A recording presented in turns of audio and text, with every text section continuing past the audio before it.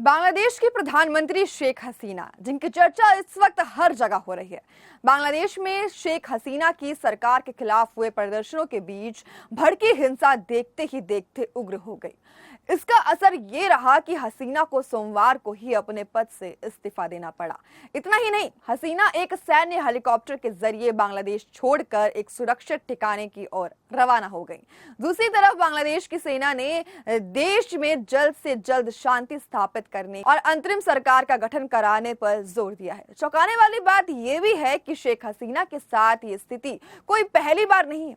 अपने पिता शेख मुजीब उर रहमान की हत्या से लेकर 2008 से 2009 के हिंसक प्रदर्शनों के बाद भी शेख हसीना के सामने कुछ ऐसी ही स्थिति आई थी।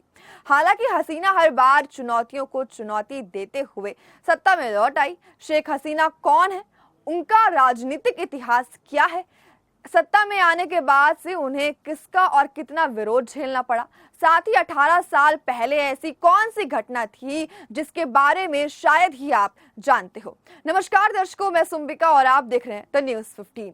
28 सितंबर 2047 को जन्मी शेख हसीना बांग्लादेश के स्थापक शेख मुजीबुर रहमान की सबसे बड़ी बेटी है। उनका शुरुआती जीवन पूर्वी बंगाल के तुंगीपाड़ा में बीता।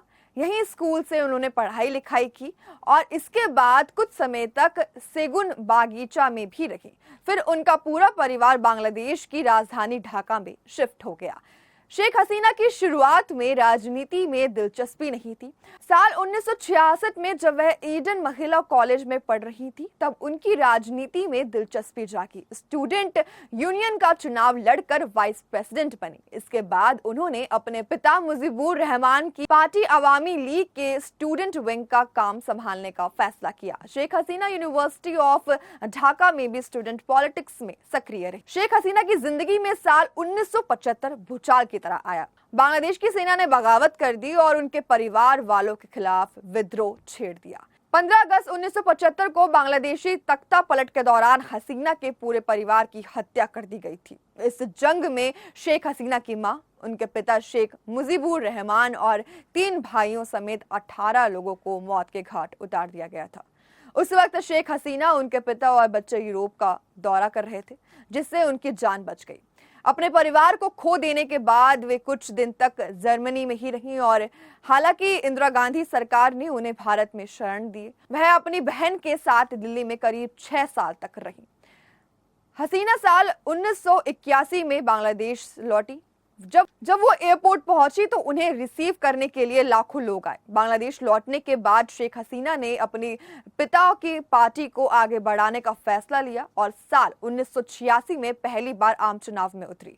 हालांकि उन्हें हार का सामना करना पड़ा, लेकिन विपक्ष की नेता चुन ली गई। सन 1991 में एक तरीके से पहली बार बांग्लादेश में स्वतंत्र तौर पर चुनाव हुए। इस चुनाव में शेख हसीना की पार्टी अवामी लीग को बहुत बहुमत नहीं मिला। उनकी विपक्षी खालिदा जिया की पार्टी सत्ता में आई। साल 1996 में फिर चुनाव हुए। इस बार शेख हसीना की पार्टी भारी भरकम से बहुमत के साथ सत्ता में आई और शेख हसीना प्रधानमंत्री बनी। 2001 के चुनाव में उन्हें हार का सामना करना पड़ा। इसके बाद 2009 में फिर सत्ता में लौटी थी और तब से लगातार प्रधानमंत्री के रूप में हैं। शेख हसीना 2 बार मौत को मात दे चुकी हैं। पहली बार साल 1975 में और दूसरी बार साल 2004 में। 1975 में जब उनके परिवार की हत्या तो देश से बाहर होने की वजह से संयोगवश बच गई। फिर साल 2004 में उनके ऊपर ग्रेनेड से अटैक हुआ, जिसमें वह बहुत बुरी तरह घायल हो गई। इस हमले में 24 लोग मर गए थे। शेख हसीना के परिवार में बस उनके बच्चे और उनकी बहन बची है।